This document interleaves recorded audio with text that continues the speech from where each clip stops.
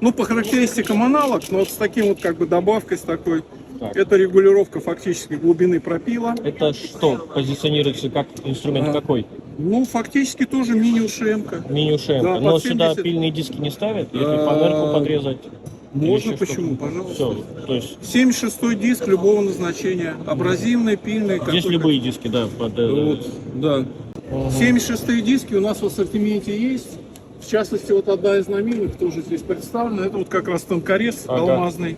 Вообще тонкорезов у нас сейчас добавилось в ассортименте много, потому что для аккумуляторных, скажем так, циркулярных пил, вообще для аккумуляторного инструмента меньшую нагрузку дает тонкорез.